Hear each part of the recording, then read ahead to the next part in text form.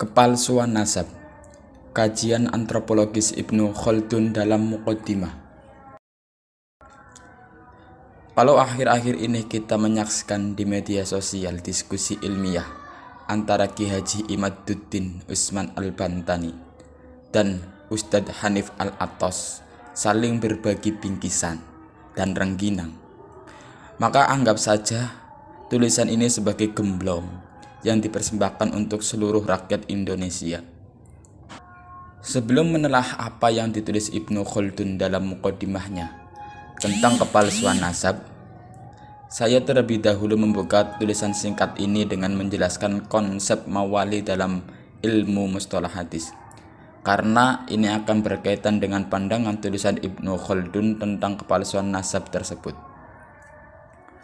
Ibnu Hajar Al-Asqalani dalam Nukhbatul Fikar mencatat, dan termasuk hal yang penting diketahui dalam ilmu mustalah hadis adalah mengetahui gelar-gelar atau julukan-julukan dan mengetahui mawali dari atas atau dari bawah, atau sebab perbudakan, sebab aliansi antara kabilah, dan sebab Islam. Maksud perkataan Ibnu Hajar tersebut kurang lebih begini: mengenal gelar-gelar ulama seperti As-Syaibani, Al-Hudaili, Al-Ju'fi, dan lainnya itu sangat penting bagi orang yang mempelajari ilmu riwayat hadis.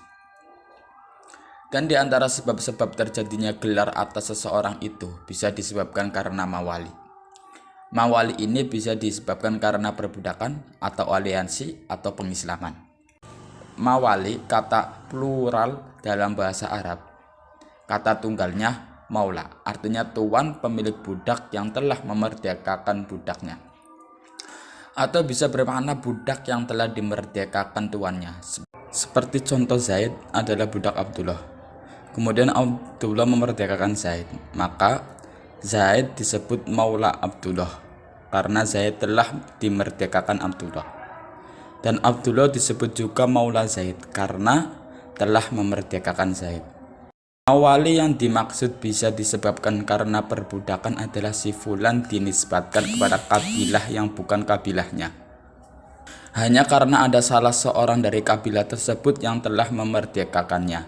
Karena yang terjadi kepada Yaqut As-Saibi, Misqal Al-Husaini, Anbar As-Syarifi, sesungguhnya mereka itu adalah budak-budak yang telah dimerdekakan tuannya masing-masing.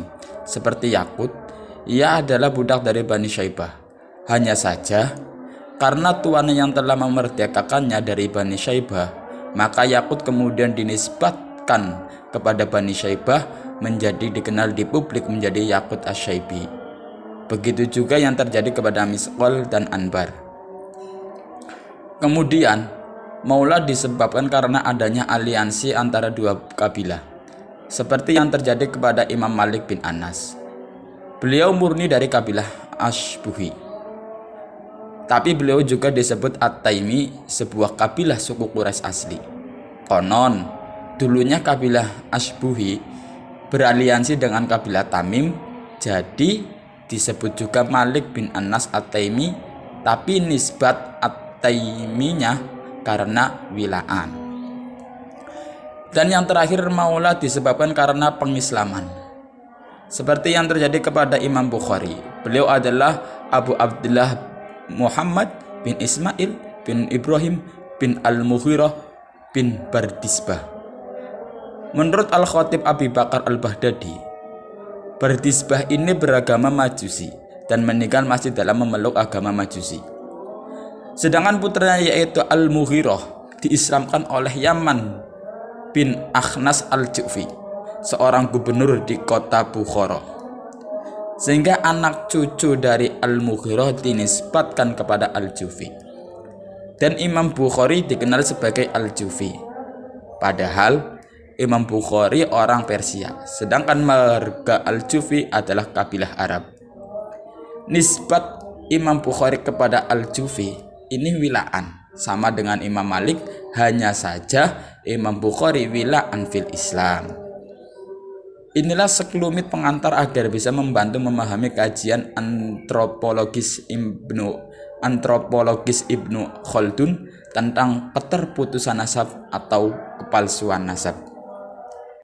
Pemegang nasab. Pemegang nasab yang jelas hanya terdapat di dalam sekelompok kecil bangsa Arab yang hidup di alam liar atau sebangsa mereka. Ibnu Khaldun menyebut mereka dengan sebutan al-mutawahishin, orang-orang yang hidup di alam liar, seperti yang dialami Bani Muldor dari suku Quraisy, Bani Kinanah, Bani Thaqif, Bani Asad, dan Bani Hudzail. Mereka hidup di daerah yang kering dan tandus, tidak ada pepohonan dan tanaman yang semua itu memaksa mereka hidup secara nomaden. Sehingga mereka tidak pernah menisbatkan dirinya kepada tempat yang mereka tinggali. Untuk mengenali salah seorang dari mereka harus dilihat dari kabilahnya. Seperti Zufar al-Hudzaili. Misalnya, beliau dari Bani Hudzail, kabilah asli Arab. Pada kelompok ini, nasab lebih jelas dan terjaga. Berbeda dengan orang-orang Arab yang tinggal di daerah-daerah yang subur dan makmur dan hidup secara tetap tidak berpindah-pindah, seperti kabilah Khimyar, Kahlan, Khosan, dan Qada'ah. Mereka hidup bercampur dengan orang-orang Ajam yang tidak menjaga nasab dan asal-usul nenek moyang mereka.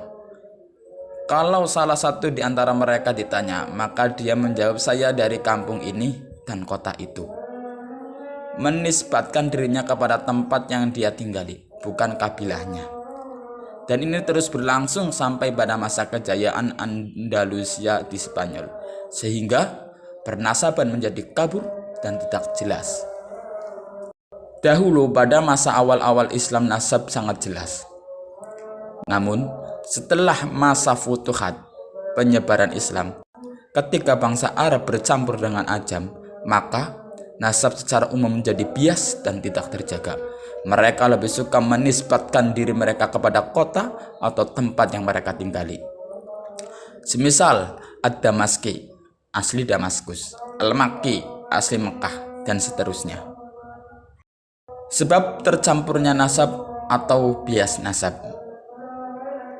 Menurut Ibnu Khaldun dalam kitab Muqaddimahnya, gugurnya nasab seseorang dan melebur kepada nasab orang lain bisa disebabkan karena hubungan kekerabatan atau karena persekutuan antara dua kabilah, seperti yang terjadi pada diri Imam Malik, atau karena wila, seperti yang terjadi pada Imam Bukhari. Atau juga bisa terjadi karena sebab mencari perlindungan kepada kabilah yang lebih kuat secara sosial politik, sehingga kabilah yang memiliki power tersebut melindungi oknum-oknum yang terjerat masalah hukum yang kebetulan dari kabilah yang lemah, dan oknum dari kabilah yang lemah tersebut mengganti gelar atau julukan marganya dengan marga yang lebih kuat secara sosial politik. Bahkan ada juga oknum-oknum yang mengganti marga kabilahnya dengan marga kabilah lain dengan tujuan agar mendapatkan keuntungan fulus. Itu terjadi dari generasi ke generasi.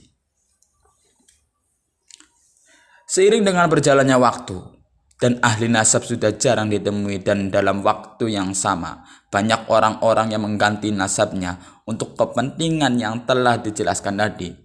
Di samping banyaknya bercampurnya bangsa Arab dan Ajam, maka terjadilah proses pembiasan nasab secara alami. Kerancuan nasab ini pernah terjadi pada masa Sayyidina Umar bin Khattab radhiyallahu anhu, ketika beliau mengangkat Urjufah bin Harthamah sebagai pejabat pemerintahan, wali yang memimpin wilayah di mana mayoritas penduduknya dari kabilah Bajilah. Masyarakat kabilah Bajilah tersebut meminta kepada Sayyidina Umar agar beliau tidak menjadikan Urjufah bin Harthamah menjadi wali dari mereka. Mereka menganggap Urjufah adalah pendatang, bukan asli dari kabilah Bajilah. Dan bagi kabilah Bajilah memohon kepada Sayyidina Umar agar mengangkat Jarir sebagai pemimpin mereka. Kemudian Sayyidina Umar mempertanyakan perihal tersebut kepada Urjufah. Dan Urjufah menjawab bahwa yang dikatakan kabilah Bajilah tersebut benar, karena dia mengaku dari kabilah Azdi, menyusup ke dalam kabilah Bajilah sebab ia pernah punya kasus hukum dengan kaumnya dan lari ke kabilah Bajilah berkamuflase agar selamat dari tuntutan hukum yang menimpanya. Maka saya katakan, jika pada masa Sayyidina Umar bin Khattab yang masih sedikit jumlah manusia dan perkembangan kebudayaan zamannya saja sudah terjadi pembiasan nasab dan pemalsuan nasab, lalu bagaimana dalam kehidupan kita yang sangat kompleks dan super multikultural? Apakah tidak terjadi pemalsuan dan ketercampuran nasab pada kehidupan kita hari ini? Saya sampaikan pertanyaan ini kepada mereka yang mengaku nasabnya tersambung sampai Kanjeng Nabi Muhammad SAW. Jika terjadi kerancauan dalam ketersambungan nasab kepada Kanjeng Nabi Muhammad SAW, maka seseorang yang mengaku nasabnya nyambung sampai kepada Kanjeng Nabi Muhammad tidak perlu membanggakan dengan nasab yang dia miliki, karena itu sesuatu yang belum pasti.